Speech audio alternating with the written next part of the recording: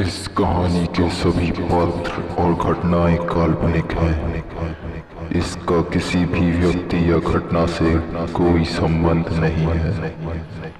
यदि किसी व्यक्ति से इसकी समानता होती है तो उसे मात्र एक संयोग कहा जाएगा।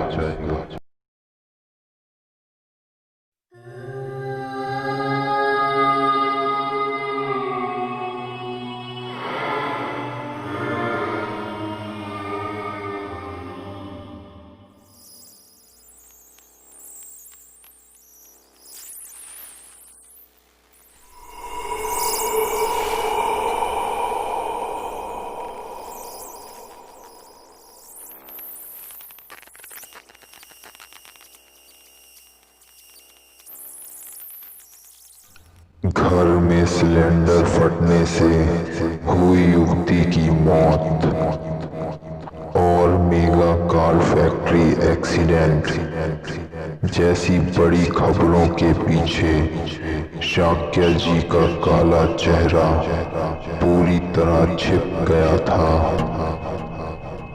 शाक्य जी भी रोजमर्रा की तरह अपना दिनचर्या अपनाते रहे जैसे कभी कुछ हुआ ही ना हो। मकान मालिक ने भी जले हुए घर की मरम्मत करवा के उसे पहले जैसा बनवा दिया था। घटना को बीते अब 7 माह हो चुके थे। कार फैक्ट्री अपनी सेल्स से भारी मुनाफा कमा रही थी। शाक्य जी मैनेजर की पोस्ट से उठकर सीनियर मैनेजर बन गए थे।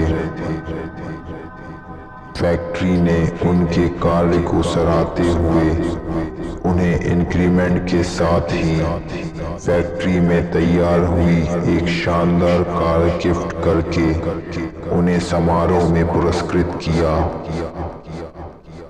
शाक्य जी को अपनी कामयाबी की शायद उतनी खुशी नहीं हो रही थी जितनी खुशी उन्हें दूसरों को अपने से नीचे देखकर हो रही थी।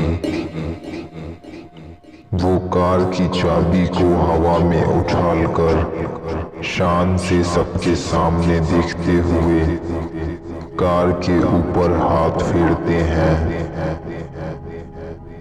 शाक्य जी पंडित को बोलकर कार पर फूल माला लगवा देते हैं और उसके पहिए को नारियल के ऊपर चढ़ाकर कार का शुभ आरंभ करने के लिए कार के अंदर बैठ जाते हैं। कार स्टार्ट करने के लिए शाक्य जी कार का दरवाजा बंद करते हैं। दरवाजा बंद होते ही सारा हल्ला शांत हो जाता है। शाक्य जी को ऐसा पहले कभी किसी कार में बैठकर महसूस नहीं हुआ था। कार में इतनी शांति थी कि उन्हें अपनी सांसें और धड़कनें जोरों से साफ सुनाई दे रही थी।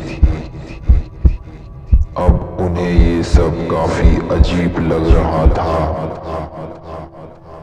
जहां सभी शाक्य जी को कार चलाकर टायर के नीचे रखे नारियल को टूटता देख तालियां बजा रहे थे, वहीं शाक्य जी अब पूरी तरह हैरान हो चुके थे। उनके हाथ जरूर कार के स्टीयरिंग पर रखे थे पर कार आगे उन्होंने चलाई ही नहीं थी। उन्हें प्रतीत हुआ मानो कार खुद ब खुद अपनी मर्जी से आगे बढ़ी हो। सभी शाक्य जी को मुबारकबाद देने कार के आसपास भीड़ लगाकर उनके कार से उतरने का इंतजार करते हैं। शाक्य जी जैसे ही कार से बाहर आते हैं सभी उनसे हाथ मिलाने के लिए उत्सुक हो जाते हैं। की तरफ आगे बढ़ने लगते हैं। जिस खुशी का कुछ देर पहले कोई ठिकाना नहीं दिख रहा था, वो अब शाक्या जी के चेहरे से मानो गायब ही हो गई थी। फिर भी शाक्या जी सबसे हाथ मिलाते हुए कार की ओर देखते रहते हैं। उन्हें अभी भी केवल अपनी सांसें और दिल की धड़कनें ही सुनाई पड़ रही थीं, मानो उनके आसपास कोई खड़ा ही ना हो।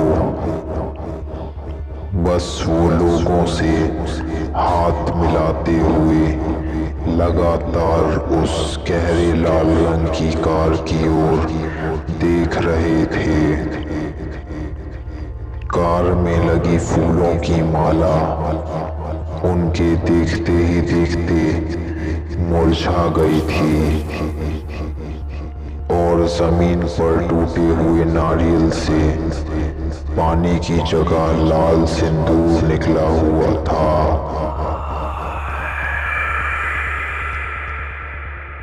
ये वही लाल कार थी जो पेंट मशीन से ठीक रात 12:07 पर सूरज के मशीन में कूदकर आत्महत्या करने के बाद पेंट मशीन से निकली थी।